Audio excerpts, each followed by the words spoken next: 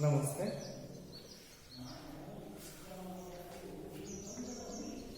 जब हम 8वीं कक्षा के तृतीय भाषा हिंदी के 17वां पाठ कबीर के दोहे, इस कविता पाठ के बारे में हम जानकारी प्राप्त करेंगे।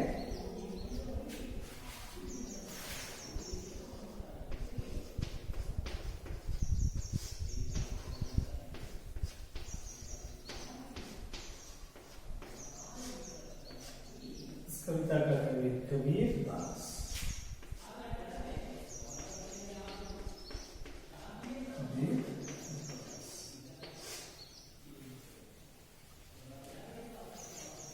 कबीर दास का जन्म 1398 में हुआ है और 1518 में ये निधन किए। कबीर दास वाणी के डिक्टेटर थे। नीरू नीमा नामक मुसलमान जुलाहे परिवार में उनका पालन पोषण हुआ। सहजता, निर्भीकता इनके काव्यों के प्रमुख गुण है। इनकी वाणी में समाज सुधार की भावना कूट कूट कर भरी है। वे बड़े दार्शनिक कवि थे। कबीर का काव्य बुद्धि और हृदय का संगम है। इतना ही नहीं, वे बड़े संत कवि थे। उन्हें जीवन नीति के धर्म गुरु भी कहा जाता है। कबीर की रचनाएं बीजक नाम से संकलित है, जिनके 3 भाग है। साखी, सबद, रमई। कबीर के दोहे इस कविता का कवि कबीर दास जी है। इन्हें वाणी के डिक्टेटर थे।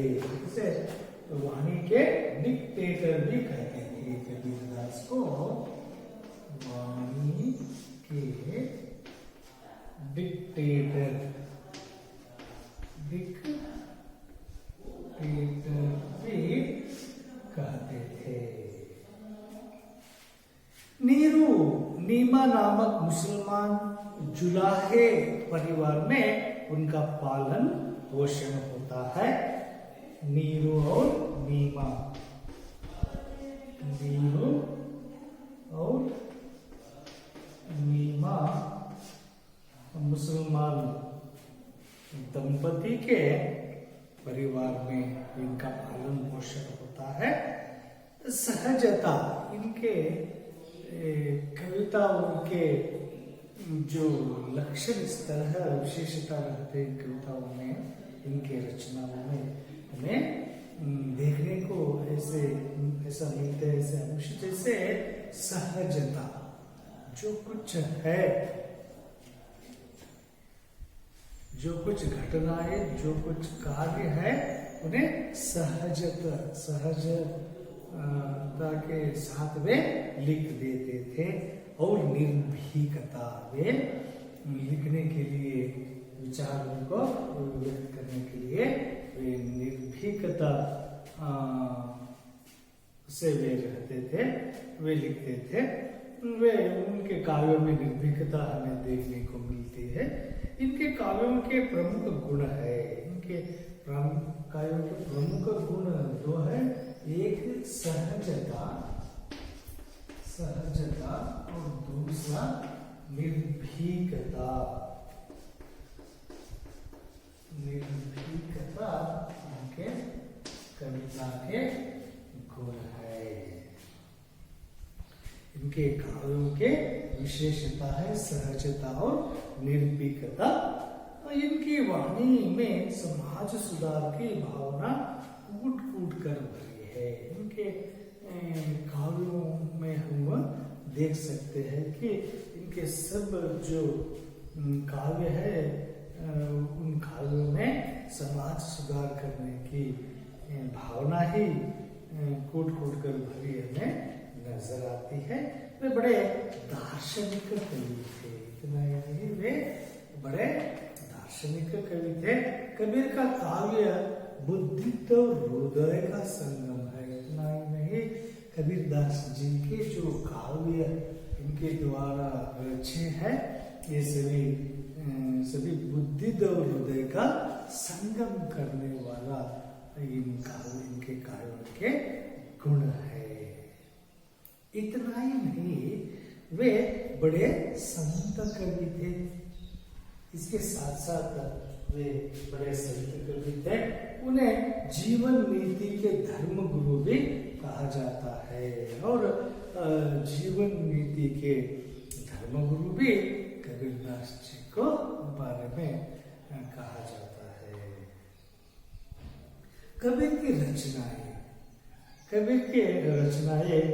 बीजक नाम से संकलित है। कबीरदास के द्वारा रचित जो रचनाएं है वे सभी बीजक नाम ग्रंथ में संकलित है। बीजक नाम से संकलित रचना में संकलित है, जिनके 3 भाग है। बीजक के 3 भाग है इस रचना के। एक भाग में साखी और दूसरी शब्द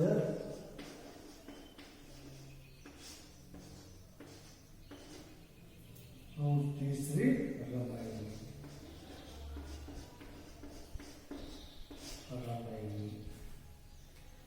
ये बीजक के 3 भाग है।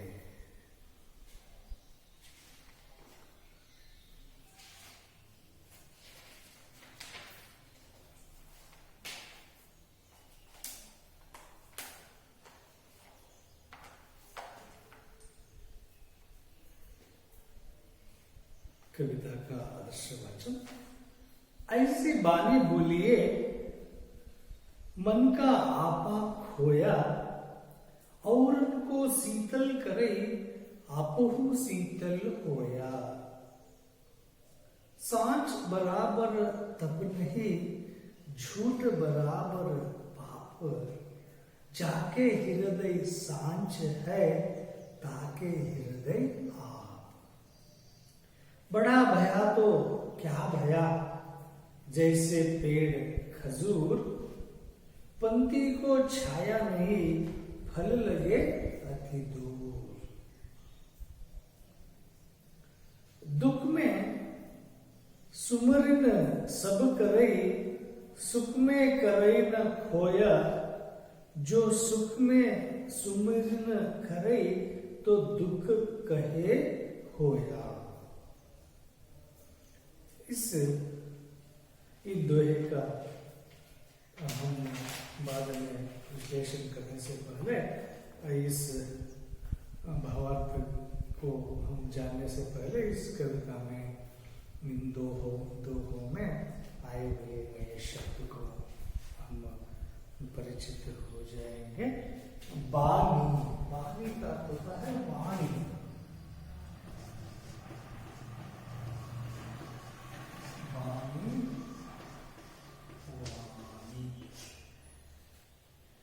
वचन और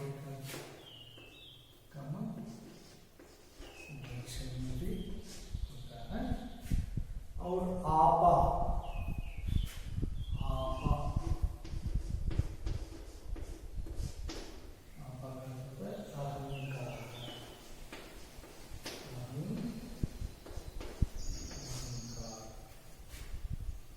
गर्व घमंड करते हैं ना।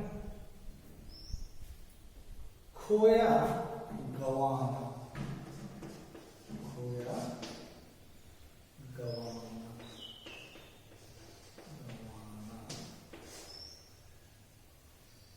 छोड़ देना, नष्ट करना। औरन दूसरे लोगों को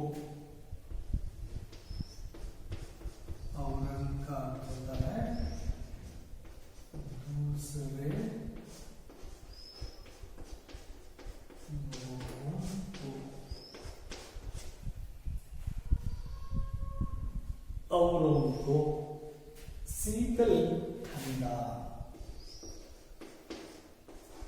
शीतल ठंडा, ये इस कविता में आने वाला नए शब्द है। अभी एक एक दो उनका भावार्थ देखेंगे, उससे पहले इस कविता का आशय देखेंगे। अच्छे गुण स्वभाव से मनुष्य को मान सम्मान की प्राप्ति होती है। अच्छे गुण स्वभाव जिस मनुष्य में अपने में उन्हें रखने का प्रयास करता है, लाने में प्रयास करता रहता है और उनको वे लागू कर लेता है, ऐसे व्यक्ति महान सम्मान की प्राप्ति होती है। ऐसे व्यक्तियों को महान सम्मान की प्राप्ति होती ही है। बुराई से परस्पर स्नेह भाव बढ़ नहीं सकता। जिन व्यक्तियों में दुर्गुण बुराइयां जो होती है, उनसे अच्छे स्नेह भाव कोई भी नहीं कर पाते हैं।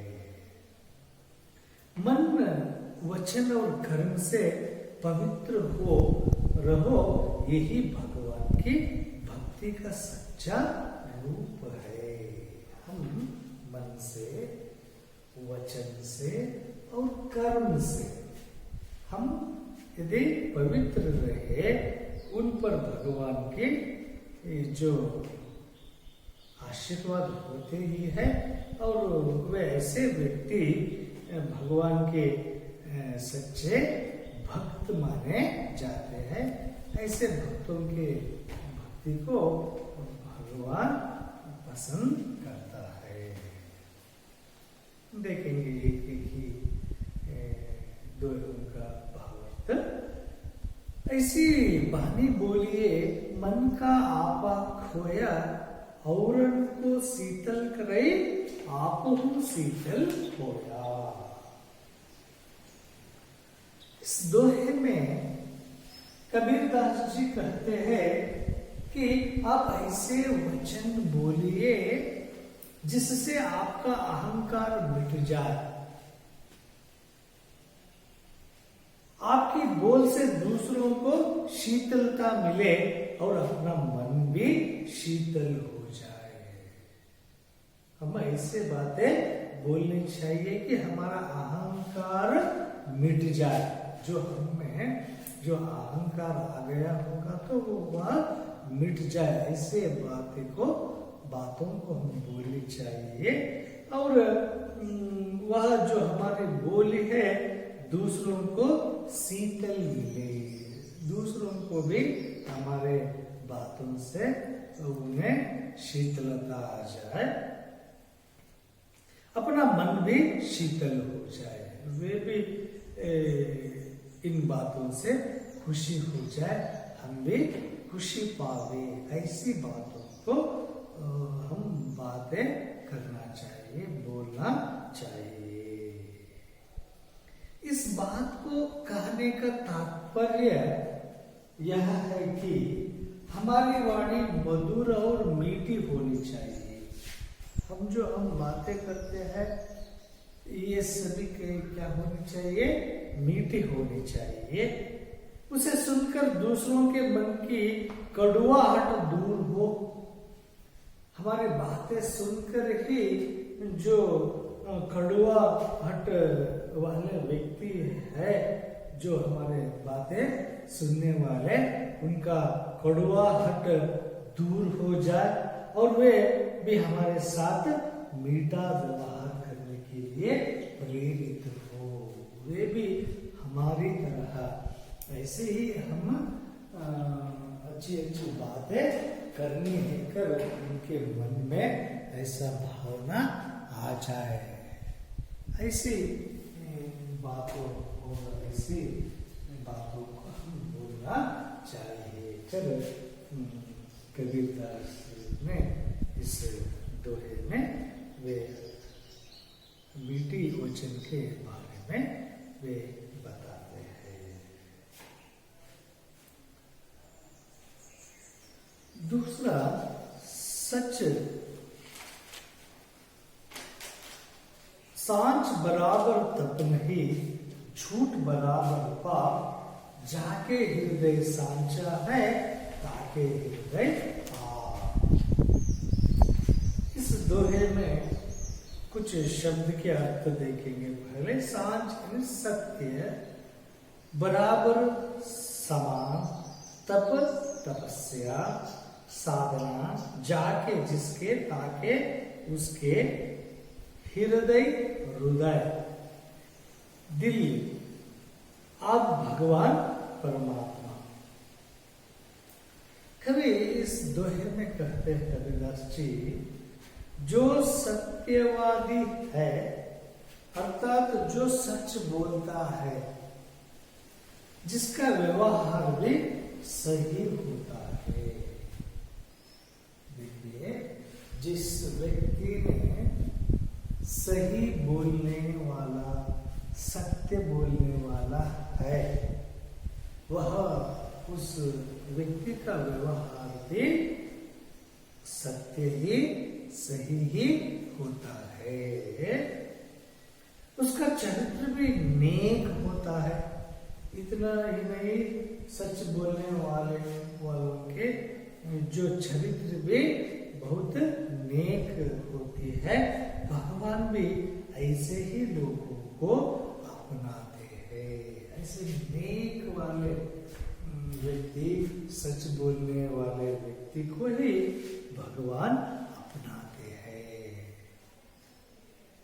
उसे भगवान भी पसंद करता है।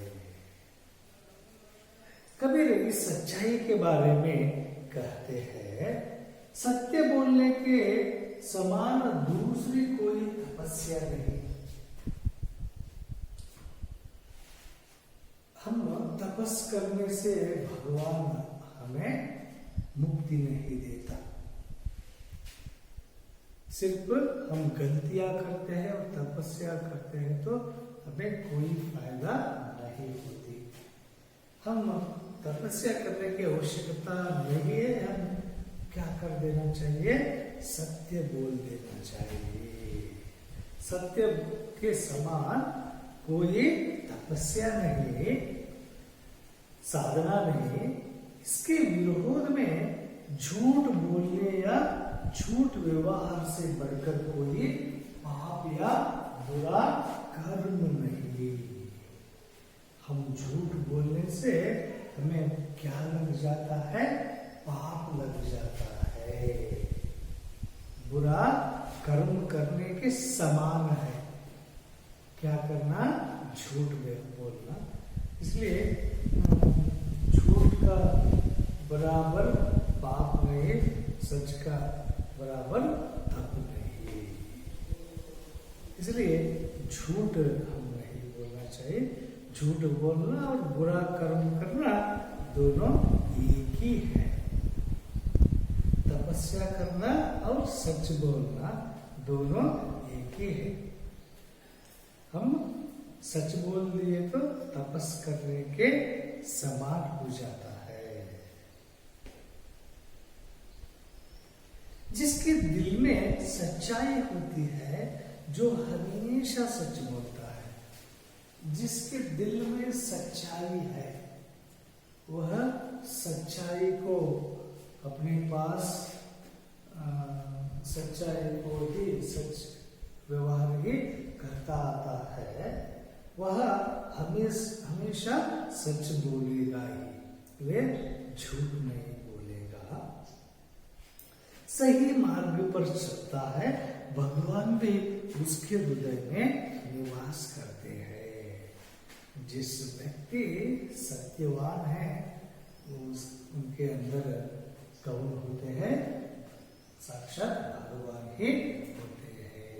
भगवान बसता है। ऐसे जो व्यक्ति है, उनके मन में भगवान ही वह निवास करते हैं। कहने का तात्पर्य है भगवान को भी तपस्यावादी ही प्रिय होते हैं। इसलिए भगवान को सत्यवादी ही बहुत प्रिय लगते हैं। इसलिए हम सत्य को बोलना चाहिए, हम झूठ नहीं बोलना चाहिए। झूठ बोलना किसके समान है? बुरा कर्म के समान है। इसलिए हम सत्यवादी ही बनना चाहिए।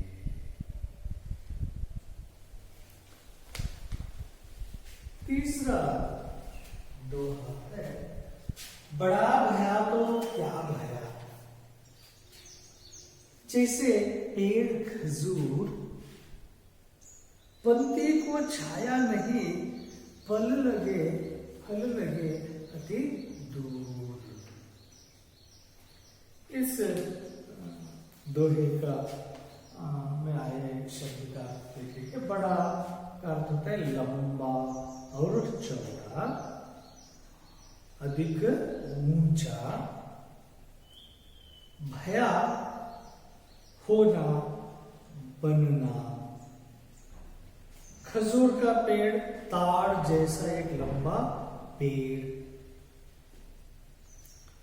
पंक्ति पथिक राही, जो रास्ते पे चलते हुए लोग। इस दोहे में कबीरदास जी कहते हैं, इंसान धन दौलत या पद अधिकार से चाहे जितना भी बड़ा बने, इंसान जो आदमी धन दौलत या अधिकार से चाहे जितना भी बड़ा बने, बड़ापन का सही निशाना तो उसका परोपकार ही होता है। धन दौलत और अधिकार, इन तो जिस व्यक्ति के पास यह होते हैं, उन व्यक्ति उनका सही उपयोग नहीं किया करे तो वे बड़ापन का कोई फायदा नहीं होता है, वे परोपकार ही होता है। इस भाव को कबीरदास ऐसे प्रस्तुत करते हैं। इन सभी को, धन दौलत और अधिकार को जिसके पास है, उन लोग से परोपकार, दूसरों के लिए वे उनका उपयोग नहीं किए तो उनके पास धन दौलत और अधिकार आने पर भी वे व्यर्थ होते हैं। ये उदाहरण के साथ कहते हैं कबीरदास जी, खजूर का पेड़ लंबा और ऊंचा होता है। खजूर के पेड़ इतना लंबा और ऊंचा होता है, इसलिए उससे राहगीरों का छाया नहीं मिलती। इसलिए उसके पास से ही लोग चलते रहते हैं, लेकिन उसका छाया लोगों को नहीं मिलती। उसमें उगने वाले फल भी बहुत ऊपर होते हैं। इतना ही नहीं, उसका छाया तो बहुत दूर तक पड़ती है और उसके फल भी बहुत ऊपर लगते हैं। ऐसे ही इंसान भी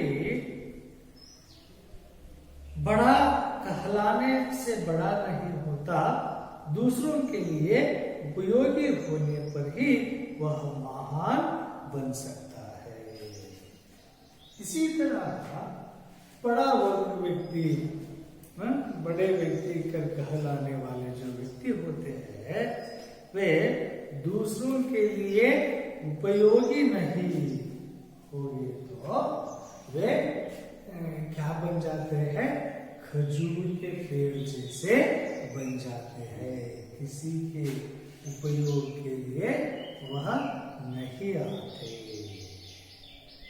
तात्पर्य है कबीरदास जी के इस दोहे का तात्पर्य मानव को परोपकारी होना चाहिए।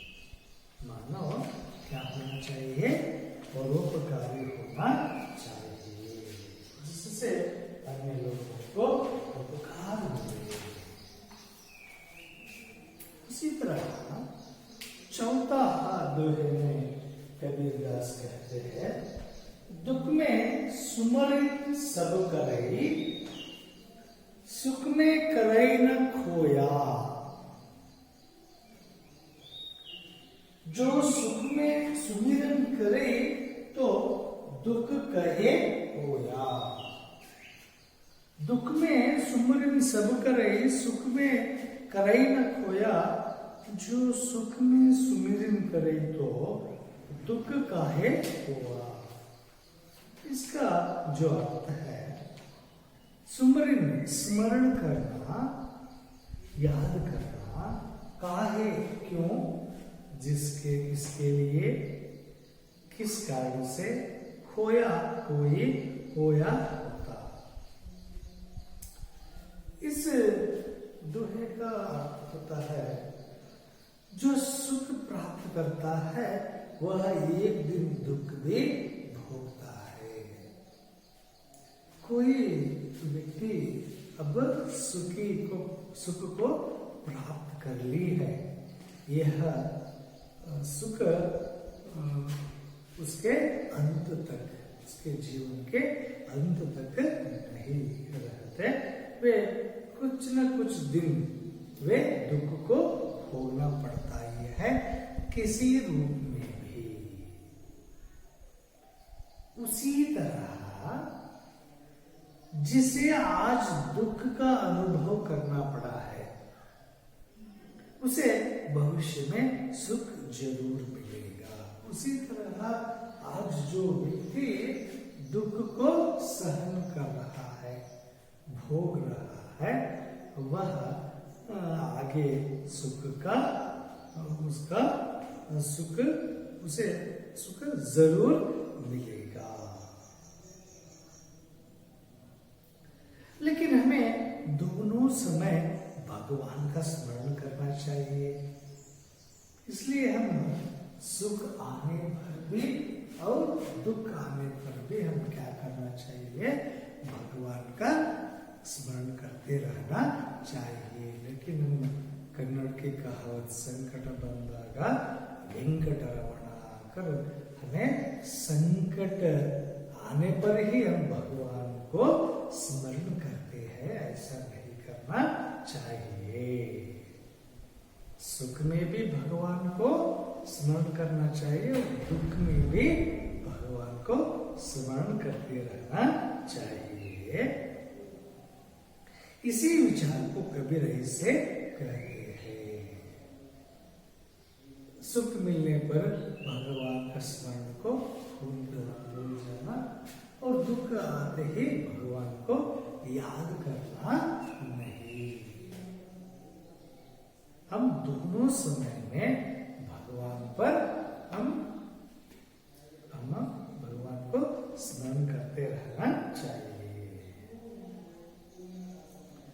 सब लोग दुख और विपत्ति के समय में भगवान का स्मरण करते हैं, लेकिन सब लोग ने भगवान का स्मरण कब करते हैं? दुख और विपत्ति में। विपत्ति यानी आपत्ति, हमें बहुत दुख हुआ है, हमें आपत्त, कन्नड़ में जो आपत्त कहते हैं ना, विपत्ति आ जाता है, उस समय व्यक्ति भगवान का स्मरण करता है। हे भगवान, हमारे सामने जो आया हुआ कष्ट को दूर करो प्रभु कर हम क्या करते हैं? भगवान का स्मरण करते हैं। लेकिन सुख प्राप्त होने पर, लेकिन हमें सुख प्राप्त है तब भगवान की याद नहीं करते। हमें जो हम सुख से जीवन बिताते रहते हैं, उस वक्त हम भगवान को याद नहीं करते। कबीर कहते हैं, इसलिए कि अगर सुख के समय में भी भगवान की याद करते तो दुख की स्थिति उत्पन्न नहीं होती। आप सुख के समय भगवान का याद करते रहो, आपको दुख की स्थिति ही नहीं उत्पन्न होगी। इसलिए आप भगवान को आप याद करते रहे, सुख में भी और दुख में भी। सुख में ही आप उसे भगवान को याद करते रहे तो आपको दुख और विपत्ति आते ही नहीं है। इसलिए हम दुख से भी सुख के समय हम भगवान की याद करना चाहिए। कहने का तात्पर्य यह है कि सुख और दुख दोनों भगवान की ही देन है। सुख और दुख ये दोनों किनकी देन है? भगवान का ही। इन दोनों को हम समान मनोभाव से स्वीकार करें। इन सुख और दुख दोनों को हम क्या करना चाहिए? स्वीकार करना चाहिए, तो हमारा जीवन सुगम होता है। इन दोनों को हम समान मनोभाव से हम देखें तो हमारा जीवन सुगमता से बीतता है। इसलिए हम सुख और दुख को हम समान रूप से देखना चाहिए। सुख में भगवान को भूल जाना, दुख में भगवान को याद करना उचित नहीं है। दोनों समय में हम भगवान पर भक्ति करते रहना चाहिए। इस तरह कबीरदास ने जो इन दोनों द्वारा लोगों में अच्छी जो भावना और भक्ति लाने का प्रयास करने वाले कवि है। इस कविता से